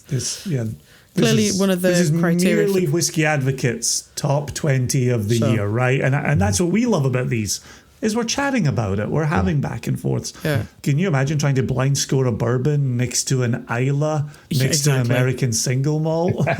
Yeah, right. I'm going to write to them and say the criteria that they've missed out of this is to fill it in a whole bottle into a giant Glencairn and to pass it around a pub, and whichever one goes down best is immediately that's into what they did around their number one. offices. The Elements 2.0 was poured into a fishbowl Glencairn. Yeah, I don't have the list in front of me right this second, but didn't the 15-year-old Wild Turkey make it onto this list? No. Oh, I did think that when Joshua was mentioning What's it. the Wild Turkey on the list? There's no an Wild 8-year-old Turkey Jimmy on the list. Russell. Yeah, there is. There's a Jimmy Russell 8-year-old 70th anniversary in position number 9. Yeah, exactly. Yeah, new 8-year-old, 50.5% alcohol, $50. There you go. There you go. That's what I know them for, is that sensible pricing. Yeah. When you mentioned 15 years and 275 earlier, I understand that it fits within the age statements that they're working on. 275 is a hell of a lot of money. The Redbreast showing up at 200, right? I understand why it's 200. It's a hell of a lot of money. And so to hear a Jimmy Russell's at 50. Oh, thank you. It's also really funny to me whenever I see lists like this and I see distillers that we have packaged that in my head, they only live in our packaging. It's always really weird to see them how they're actually presented to the rest of the world when they're not coming to indie bottlers. You know, there's a Heaven Hill here that's got quite a fun bottle, and then like the turkeys and the VDC. I think it was quite a long time after we had bottled a VDC and I don't know why, but I'd just never seen VDC in their own natural packaging, and that was really jarring to me. I mean, that's a complete privileged princess position to be in, right? The idea that somebody's liquid only exists within our glass, as opposed to how, you know, the team at VDC have carefully put together their labels, their packaging, their bottles, that kind of stuff. I'm like, no, it's a single Cask Nation bottle. So, same rings true with all the art bags that we've bottled, all those 74s, the 68s. And nobody knows what they look like. Yeah. All the Lagavulins. All those Bomos.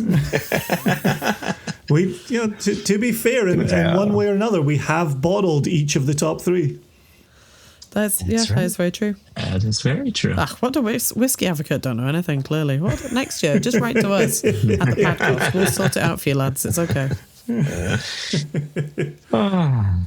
All right. Let's get out of here. Let's get out of here on this. Boom, right. Ba-dum, boom. So now we are talking about our favorite episode / favorite conversation. I will allow a favorite. I will allow a runner-up. And I think we'll keep it there. My guess is one of you is going to pick three of them. Right, back to your point, Jason, which you either made this episode, I can't tell, I've had 3 whiskeys at this point, or you made in last episode, which was how do you rank the conversations that we've had, because none of them were stinkers, right? We're bringing on great people who have interesting stories, a lot to share, a lot to learn. So cutting it down to 2 could be difficult. If you want to throw in a third one, you can. But Jess, you started the episode leading us with your favorites. You're going to end the episode leading us with your favorites. So I had a little. This is the bit of the podcast that I actually did some homework for, because I was first of all worried that you were going to call me out on things that I said in previous episodes. And then Mark Watt would write in, having listened to all of the episodes 3 times, and call me out on these facts that I said in a previous thing. But like you say, it's very hard to judge conversations. I obviously always and could listen for. He could read me some sort of phone book. I would find it entertaining. I'd love listening to Chris Riesbeck talk whiskey. It really was a lovely episode to go back and listen to. I really enjoyed listening to our friend James Saxon talking about Compass Box, and I was thinking about it on the way into the head office yesterday, on the way into Edinburgh on the train, about the idea of blending and how you go about that from an angle that we don't exist in. Like when we're picking casks, we're not thinking about creating, you know, a Compass Box or, you know, a blended product. We're just thinking about, when I think about us picking cask samples in my office last month, about how we go about that, that's very different. We're looking for snapshots that are creating a thing that we like, and that's not what you're doing when you're creating blends. So that's listened to. To be honest, it's any excuse to listen to somebody in the industry talking about what they do, which is a bit of the industry I don't really have access to. But I've really enjoyed listening to you talk to, you know, like people who are operating within the US. I really don't want to pick a favorite. Do I have to? Yes, one. Just one. You can only listen to one episode on a desert island for the rest of your days. Everybody else be damned. You're telling them you would never listen to another word they have to say for themselves. What's your one? You've got to save one child, Jess. Who's it going to be? Feet to the fire. I really like listening to, and it's funny because I didn't know you were going to interview this person. And I am sort of familiar with their liquids. So when you were like, we had a meeting and you told me you were interviewing them, I was like, oh, that's really funny, because I've met him and now you've met him, but not collectively. And it's really funny. It's a funny connection through some of the whiskey judging that I do. I really enjoyed the episode of you guys talking to Lassie from Stowning. Oh, there you go. There you go. Oh, I like that. Just because I feel like it's a liquid that I am a little bit familiar with, and it's a concept and a structure in the US, like what Stowning are doing with some of their rye and some of their grain work, must be familiar to American ears, but not because they're doing it in a very Danish way, which is, I think, maybe where some of my fascination with American single malt comes with. It's something that's very familiar to me, but it's being done in a way that's not necessarily natural to me. So I really enjoyed listening to the interview with him and learning a bit about Stouning. I really quite like their liquid, and it does quite well in the awards that I judge in, which are done blind.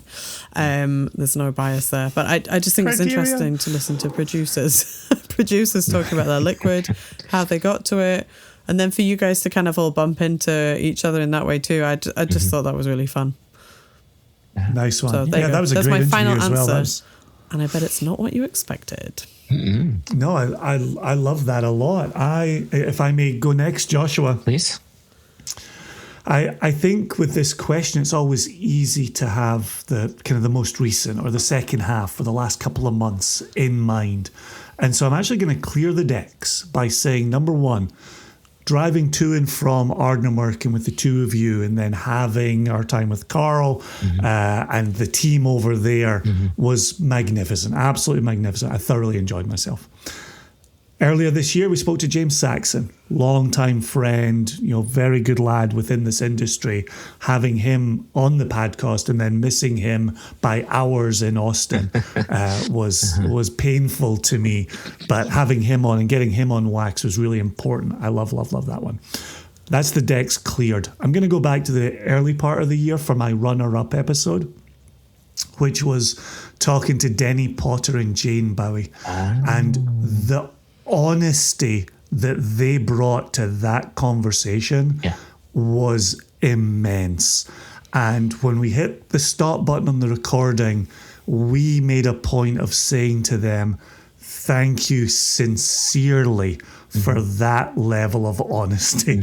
That was somewhat shocking, when you walk into Denny Potter talking about, the dissolution of his marriage. You talk to the two of them going to a bank to raise $50 million, right? You talk to them about houses and trucks are on the line. Like, even just describing that right now gives me chills. Like, that was phenomenal. And we must, in 2025, go to Kentucky and see them in person 100%. And walk through muddy fields and look at where structures are at. Like, that is deeply personal to me now.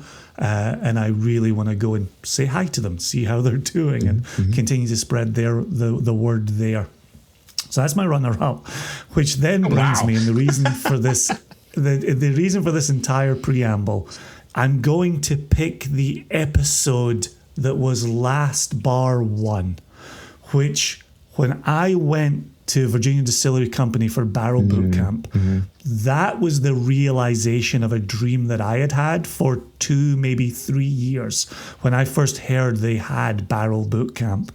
And when I left there, I texted you, Josh, I've said this in a previous episode, and I said, I think that is arguably the best recording in 8 seasons of One Nation Under Whisky. And their level of honesty. And to your point, Jess, producers talking live on a recording about cask decisions was everything we get to enjoy in this industry that we're always trying to present to listeners of the podcast. And I thought VDC owned that, ran with that, and I think we put out something in that episode that we have never put out previously. So I was floored by that. I was incredibly proud of that. And I can't help but name that my favourite episode of season 8. Absolutely. I think it definitely comes across that you enjoyed yourself. I didn't vote you it because I am hideously jealous and I was not at Barrel Boot Camp, and so therefore you don't get my interview of the year. That's my personal criteria, which is how annoyed am I that I was not present for such an exciting adventure? Hi, no votes. That's That perfectly checks out. And let me say this. And so Anna at Westland, who is a dear friend of Amanda's, and Anna has also wanted to get herself over to Barrel Boot Camp, but it's a little trickier when you live in the Pacific Northwest.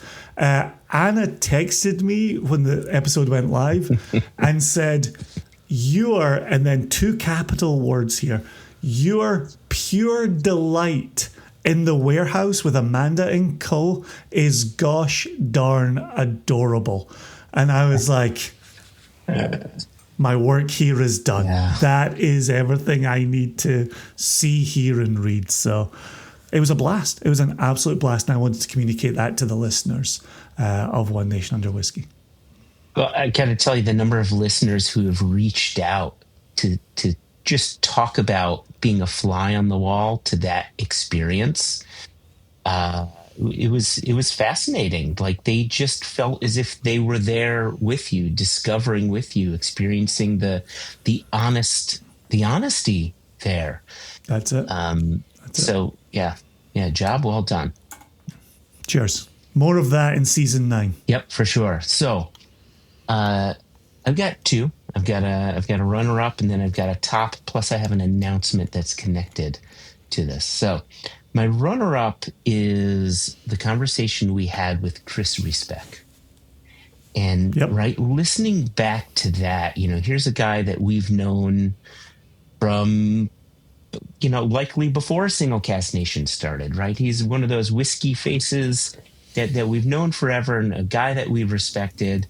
At the time he was made a keeper, he was the youngest person to have made keeperdom. Like, he is a true whiskey file, if you will. And the open conversation we had with him, I enjoyed so much. But here's the cherry on the top. Steve Hawley never, ever gives compliments. I shouldn't say he never ever gives compliments, but he's so rare. He's so rare with his compliments. He only dishes them out when he feels he really needs to. And that's me throwing you under the bus, Mr. Hawley. That's right. You heard me. Look at Jason's red face. Holy crap. All right, little red breast in Jason's class. That was my red breast. Oh boy, put your red breast away, Jason, please. Lustau edition. I don't have a red breast, but I'll pour something. I'll pour a Mormidgee. That's what I'll do.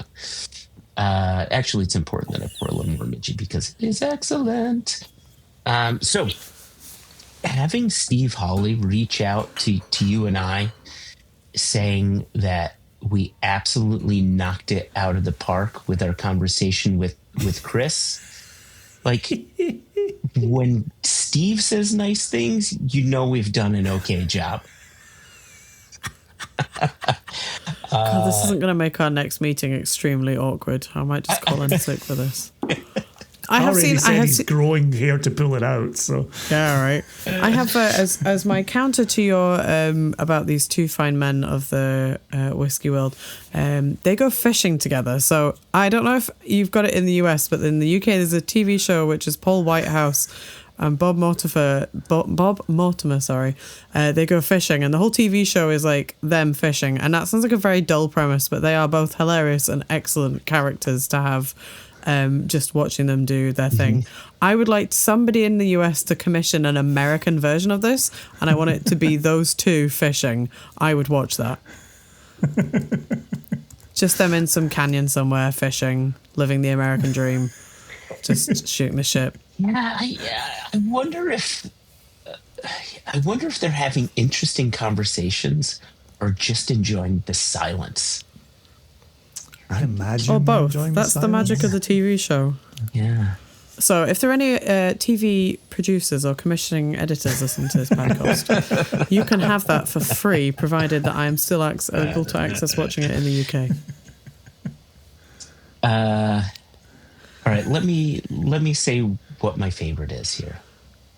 And it's not too dissimilar, Jason, to what you talked about with your VDC conversation. We, with this podcast, especially since COVID, have fallen into this rut and maybe rut isn't the word, but we've fallen into this rhythm. Yeah, that's a harsh word. Yeah. It's better Rhythm's said. 10,000 times better. 87. 10,000 times better than Beaumont Darkest, right? So we've fallen into this rhythm of reaching out to people via email and saying, hey, we'd love to have you on the podcast. Here's a Zoom link. Let's have a conversation.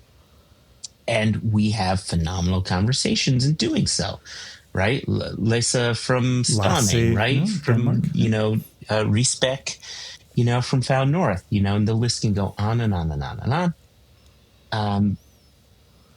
But getting back out there meant and means a lot. And so here we were in Scotland in November. I caught COVID. I couldn't enjoy my time with you both at Glasgow's Whiskey Fest. I could just sit home watching TV and eating takeout. And thankfully the COVID passed. And we're on the road to our friends at Ardnamurchan Distillery. And we had this idea where we said, let's record a distillery tour of Ardnamurchan and give people that fly-in-the-wall experience. What's it like to tour a distillery? You may have never been to a distillery before, or maybe you've been to an American distillery, you've not toured a Scottish distillery, whatever the case may be.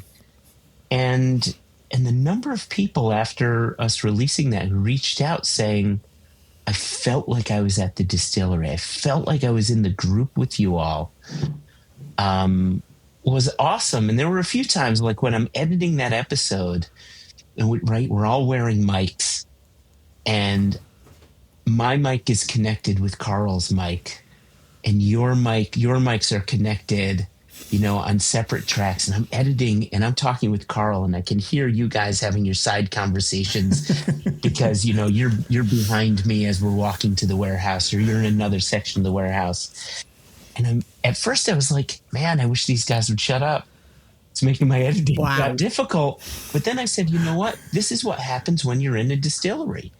There's a number of people, and there's side conversations happening, and it's just, it was natural. That's why we did it. You're welcome. Sure. Yeah. Okay. Yep. And it was such a joy. And then I think back to before we started that and just getting there. And like you had said, Jess, going down to the pier and drinking Ardnamurchan at that pier with Carl and with, oh, jeepers, I'm going to forget his name now, Callum, right? Yes. And the dog, whatever the dog's name is. If I'm going to forget a name, it's going to be the dog's name. That time was so incredibly special to me personally that, A, not only was that my favorite episode of season 8, but B, my announcement is that Ardnamurchan has gone from my number 3 distillery to my number... Here it is. My number 2 distillery. It is not Imperial. Lagavulin is safe for another day. Lagavulin is safe for they another are quaking day. in their boots. But they're right. I feel like Casey Kasem is here, and they're climbing the charts right now. Lagavulin and then Ardnamurchan. A distillery that is now only 10 years old compared to a distillery that is 200 years old. That's why I poured more Midgie. Yes, go ahead. What do you This guy really wants to watch. Inquiring minds want to know, Joshua. What does Lagavulin have to do in 2025 to keep the top spot? Lagavulin in 2025 to retain the top spot in the incomplete Joshua Hatton list needs to lower their pricing. There you go. Well, I think Ardnamurchan have got that in the bag then. Well done, lads. Yeah. Listen, when I first started drinking whiskey, of course, it was a different time. It's almost 20 years ago at this point, which is kind of wild to my mind. But it was a different time when I could get a bottle of Lagavulin 16 on sale for $49.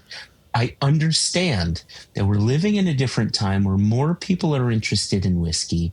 We lived through tariffs that increased prices. Like I get all that. And I'm not expecting the prices to come down to where they were 18, 20, 15 years ago, whatever the case may be. But I think we're living in a time where some companies are aiming to relax some pricing when and where they can. And I would like to see more people drinking Lagavulin because I think that their spirit is impeccable. I think that in most cases it's spotless. But for some people, it becomes unobtainium. And I would argue that $170 for a 12-year-old had me stopping in my tracks. I stopped buying the 12-year-old when it had hit $125 or $130 a bottle. And that's a shame for my favorite distillery. And I get supply and demand, but when you have deals like 50 pounds on Amazon in the UK for the previous year's release, let's relax if we can.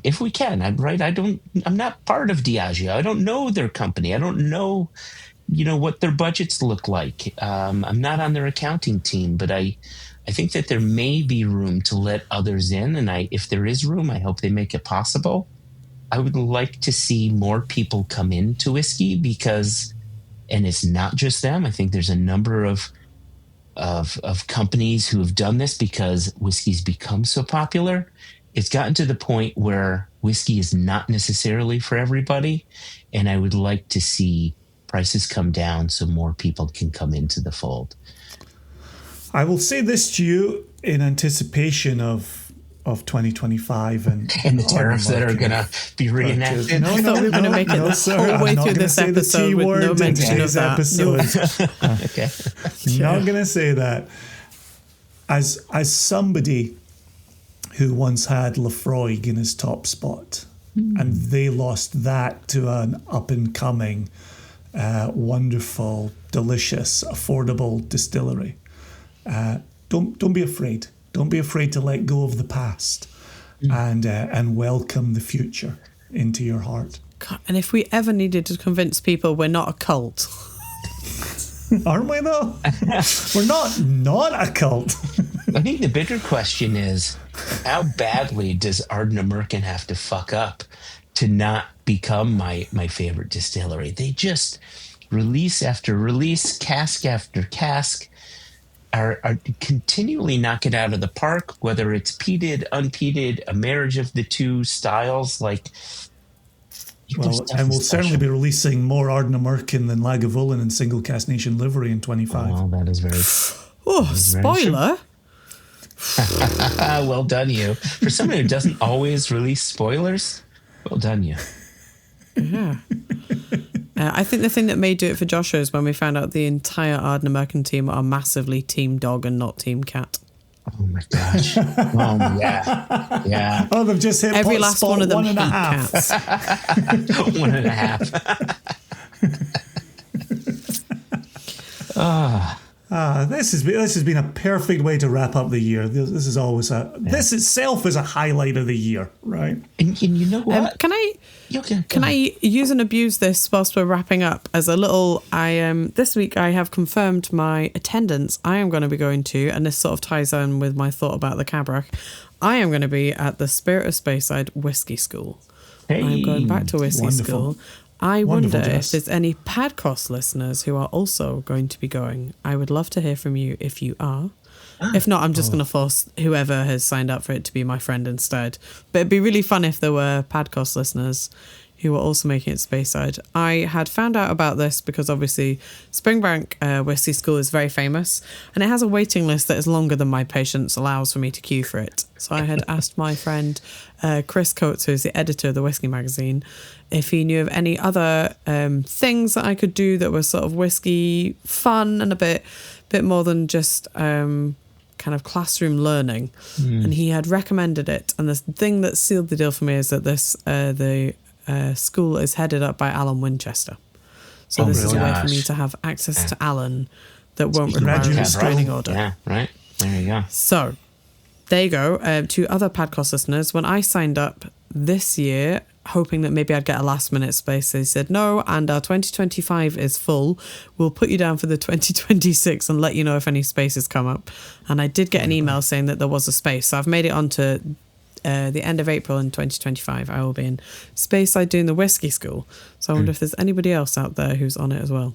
How can they get in touch with us, Jess? If someone wanted to reach out, how would they do that? They could write to the Balmenic bunch and they will forward on any correspondence. They're a kind bunch like that. They can get hold of me on Instagram at whiskeyjess. They could email the Padcast. Are our Padcast emails working yet? Maybe they could just email our info at singlecastnation.com. Yeah, info at singlecastnation.com. Or you can find me, Jess, at singlecastnation.com. Yeah, there you go. There you go. Or in our very active, nice Facebook group of nice people doing nice things. Also the case. Indeed. Yeah, a nice enclave. Somebody that I did not have down as a potential bakery a whiskey combiner of things. Travis Williams was making some incredible baked goods with our brandy, which made me immediately go to the cupboard and see if I could find it. And I've got a little bit that's open here. There you go. You need to make cakes with our brandy, Jess. So I need to make some sort of tiramisu cakey brandy thing. So yeah, that's the kind of thing you can do if you join our Facebook group. Ooh la la. I like the sound of that. Well, I Social love the media fact is we're fun, sitting Jason. here. You should join it. Easy sell then. And I love the fact that we've closed out the year. Our next episode will be our preview episode for 2025, where maybe the T word will get floated, but it's certainly not getting floated here at the end of 2024. Well, the word that is tea cakes. Oh, Jess. Controversial. Oh, my Different controversy. gosh. I was doing a tasting with Anna Hins, and she sent me a message about Tunnocks tea cakes. Not good, Jess. All right, listen. Well, Cheers, everybody. we can save that for an ongoing 2025 fight. Listen, That's a better T word. I think this is the way we need to get out of this episode. Of course, wishing everybody a happy new year, right? Because that's coming up. But this episode drops on A, Christmas Day, and B, the first night of Hanukkah. So Indeed. Merry Christmas, Happy Hanukkah, Happy belated Festivus, Happy Kwanzaa the next day, if that's your bag too. Happy holidays to all. Jess, Jason, I love you both. Listeners, I love you equally. This is a joy to me, and it's a joy spending time with you both, drinking whiskey and talking about what it is, what we do, that we do. Yeah, cheers, everybody. Peace, love, and whiskey for all. I grab my glasses. Ready? We Colonel Clink? Clink, clink. Here we go. And